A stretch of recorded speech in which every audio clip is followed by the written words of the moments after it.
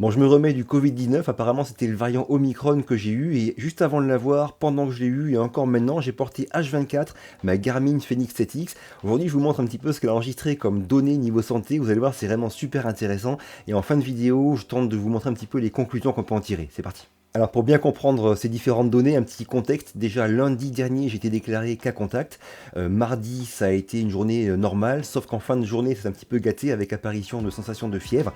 Mardi soir c'était vraiment grosse fièvre, crevé et puis je tremblais quoi.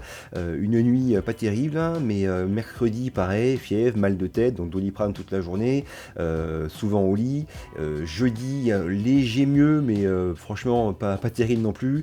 Et c'est que vendredi que ça a commencé un petit peu mieux, toujours du Doliprane, hein, mais grâce au Doliprane, j'avais pas de fièvre ni de mal de tête, donc c'était devenu du coup supportable.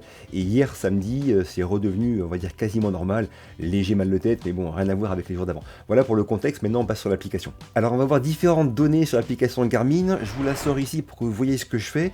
On commence par la partie sommeil. La partie sommeil, en fait, il y a deux choses. Il y a d'une part la quantité de sommeil, et après le score de sommeil. La quantité, c'est vraiment un truc brut, quoi, et le score, c'est vraiment est-ce que le sommeil a été récupérateur, efficace ou non. Pour ce qui est de la quantité de sommeil, ben là par contre on voit bien que mardi et mercredi, apparemment en tout cas, j'ai beaucoup dormi. Ce sont deux nuits qui sont vraiment de grosses nuits pour moi. On voit 8h30 sur mardi et mercredi, ça ne m'arrive quasiment jamais ça. Donc normalement c'est plutôt bon signe ça. Ça se gâte quand on passe sur la qualité de sommeil, donc le score de sommeil. Et là on voit cette courbe qui est donc la courbe du score de sommeil sur la dernière semaine qui vient de s'écouler. On voit vraiment qu'il y a un creux quoi. Au milieu, c'est sur mercredi, jeudi, vendredi, c'est vraiment la catastrophe. J'ai un score de sommeil catastrophique. On voit comme score de sommeil 30 pour mercredi, 15 pour jeudi et 27 pour vendredi. Ça c'est vraiment un indicateur que j'ai vraiment très mal dormi, que ça n'a pas été du tout un sommeil récupérateur. Donc c'est vraiment important de différencier d'une part l'onglet sommeil qui montre juste une quantité en fait, et d'autre part le score de sommeil qui montre si le sommeil a été efficace, récupérateur ou non. Là dans ce cas-là, c'est des valeurs qui sont particulièrement basses pour moi et pour quiconque je pense, et qui peut-être à elle seule déjà montre qu'il y a un truc qui s'est passé. Maintenant on passe sur le point suivant qui est hyper important, c'est la fréquence cardiaque. Alors la fréquence cardiaque au repos, c'est vraiment une valeur dont je me sers souvent pour savoir dans quelle forme je suis en fait. Je sais que moi, en temps normal, je suis autour de 50 en fréquence cardiaque au repos. Donc quand je suis en phase où je m'entraîne souvent comme ça, je suis des fois en dessous de 50 et des fois un peu au-dessus. Je mets par exemple une semaine, là c'était la semaine de fin février, on voit qu'il y a du 52, 56, 44, 49, 51, 51, 55. Ça c'est on va dire des scores qui sont pour moi classiques, des scores de pouls au repos. Donc ce pouls au repos qui est un peu le pouls le plus bas de la journée s'obtient en général au matin. Toutes ces montres connectées le prennent H24, hein, mais souvent c'est le matin avant qu'on se réveille qu'il est vraiment le plus bas.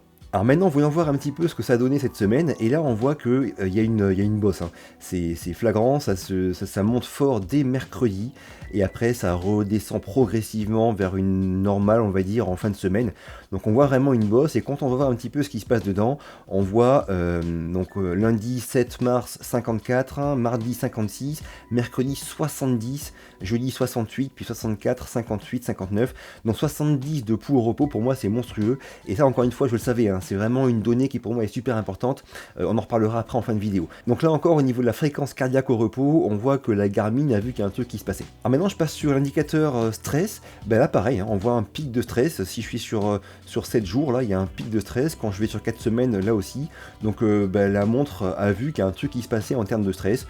Je sais pas comment c'est mesuré, enfin si, c'est avec apparemment la variation de la fréquence cardiaque, enfin la variabilité de la fréquence cardiaque, mais bon, en tout cas, concrètement, c'est un peu de la magie chinoise pour moi, mais voilà, elle a vu qu'un truc qui se passait en termes de stress, c'est encore un indicateur qui est intéressant à relever. Quand on va un petit peu zoomer dedans, on voit que donc lundi 23, mardi 48, mercredi 71, jeudi 45, 42, 32. Voilà, donc on a vraiment un pic de stress le mercredi. C'est vraiment le jour où j'étais le plus mal. J'ai passé quasiment la journée au lit avec mal à la tête et fièvre. Donc c'est vraiment super cohérent avec ce que j'ai ressenti, malgré le fait que c'est une journée où j'ai aussi beaucoup dormi. Ça n'a en rien diminué ce stress. Et voilà, donc là vraiment la montre est en plein dans le mille. Maintenant on passe sur la body battery. Alors vous savez, c'est un indicateur qui se recharge quand on se repose et qui se vide progressivement la journée. Et donc en fait ça fait un peu des dents de scie au fil de la journée pour pour aller frotter les 100% le matin au réveil, et puis frotter les 20-30% si on tape bien dedans pendant la journée. Là, on voit un petit peu ce qui se passe, donc on voit bien que le problème, c'est que pendant les jours où j'étais malade, la body battery ne montait pas au-dessus de 25 environ, et descendait proche de zéro. Et c'est vraiment flagrant avec les jours de avant la maladie et après la maladie, qu'on voit un petit peu en détail ce qui se passe en termes de body battery sur cette semaine-là. On voit donc lundi plus 80, moins 57, mardi plus 51, moins 93, et là mercredi plus 22, moins 21, jeudi plus 18, moins 23, vendredi plus 23, moins 23. Bref, on a vraiment ces 3 jours là de mercredi, jeudi, vendredi, où clairement, malgré le fait que j'ai beaucoup dormi, je suis pas du tout arrivé à recharger ma batterie, quoi. Et ça, encore une fois, la montre l'a vraiment vu. Si on va voir un petit peu en détail sur le jeudi ce qui s'est passé, il me met une batterie au plus bas à 5 et au plus haut à 28, et il me met un petit message me disant: bien que cela soit parfois inévitable, trop de jours consécutifs comme celui-ci peuvent vous épuiser. Je confirme, nous vous conseillons de dormir suffisamment après de telles journées. Alors forcément, dormir là, c'était pas forcément la solution, j'étais malade. Mais en tout cas, encore une fois, c'est un indicateur où la montre a vu qu'un truc se passait. Et enfin, pour finir, petit mot sur l'oxymètre de pouls. Alors c'est pas une donnée qui est forcément super bien mesurée par ces montres connectées, hein. Et là, bon, en l'occurrence, c'est pas la plus parlante, hein, et du coup, je vais pas la considérer comme pertinente, mais pour vous montrer qu'elle ne l'est pas, hein, voilà ce qu'elle me montre. Donc en effet, il y a un petit plateau à 95 les jours où j'étais malade, mais bon, le mardi, pareil, 95, alors que le matin, même toute la journée, ça allait quasiment bien.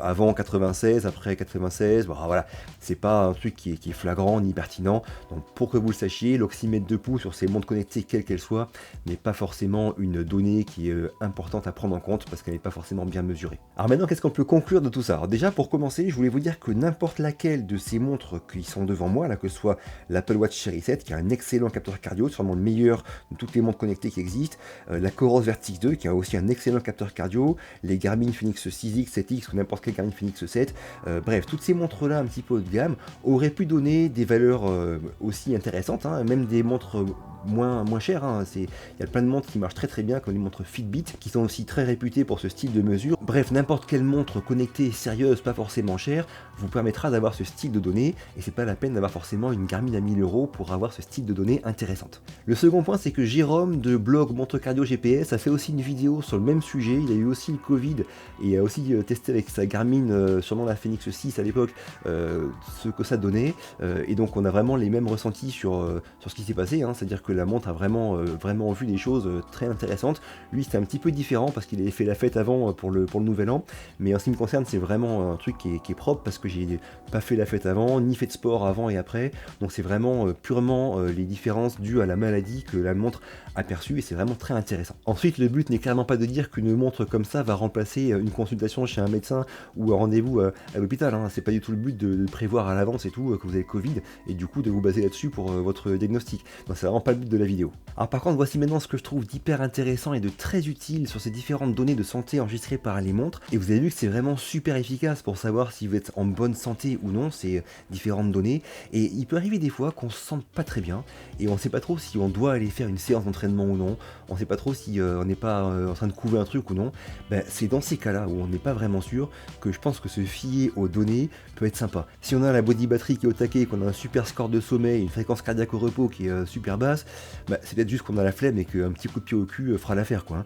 En revanche, si ces différentes choses sont pas très bonnes, pas dans le bon sens, bah, c'est peut-être qu'en effet on couvre quelque chose et qu'il vaut mieux rester tranquillement à la maison et se reposer. C'est vraiment dans ces cas-là, dans des cas un petit peu intermédiaires où on n'est pas trop sûr de son état, que je trouve que ces données sont vraiment super utiles. Alors ça, moi je le savais déjà parce que pour tout ce qui est de la fréquence cardiaque au repos, c'est un truc qui est vraiment pour moi super utile, où je sais vraiment dans quelle forme je suis, et on voit vraiment très clairement, hein, quand on fait une soirée, quand je fais une soirée où je picole un petit peu trop, ou même des fois quand je mange un petit peu trop, et ben le lendemain matin au réveil j'ai le pouls, la fréquence cardiaque au repos qui est beaucoup plus haute que d'habitude. Donc c'est vraiment, c'est cash, hein, ça se voit dès le matin au réveil, et ça c'est un truc sur lequel je me base, dont je me sers pour savoir quel type de séance d'entraînement je dois faire. Donc c'est vraiment à mon avis pour ça qu'on peut utiliser ce style de données, et c'est vraiment à mon avis super utile pour ça. Moi je trouve ça hallucinant qu'un petit capteur comme ça, qui fait à la base que pour prendre le pouls, arrive à sortir autant de données différentes qui paraissent des fois abstraites, mais quand on s'habitue à les manipuler, ben, on voit qu'elles correspondent vraiment à des sensations physiques.